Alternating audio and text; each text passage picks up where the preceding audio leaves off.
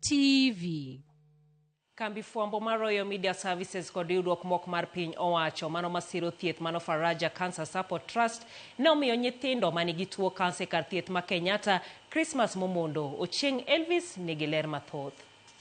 E kar chiwo thieth ma Kenyatta, kambi mar Royal Media kod riwruok mok mar piny owacho makonyo kedo kod tuo kansa Faraja Kansa Support Trust ne wuok machiwo kony kod mor ne familia manigi jotuo. Karol Washira mochung' ne uso e mbui e kambi ma RMS ne lero dwach RMS siro oganda.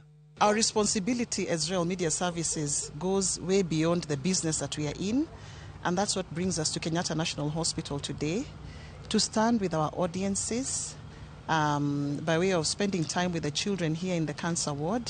Riwruogo jotije kambi mar Royal Media kod mano mar Faraja ne obago chenro mopogore opogore machiwo mor gi ilo na nyithindo kaka yorno mar kelo ng'eyo e kind oganda to ahinya ewi kansa ma nyithindo.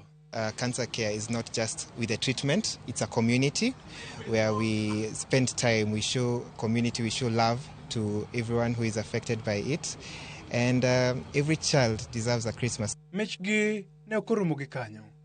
Kabende ne ochwale ne familia ma joggi kedo kod tuono mar kansa eka chiwo thieth no mar Kenyatta.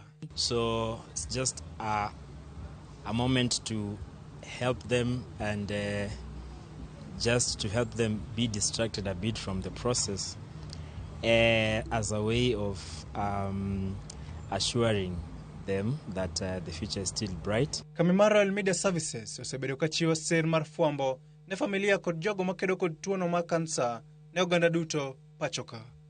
Ochieng Elvis, Ramogi TV. Jotelo mopogore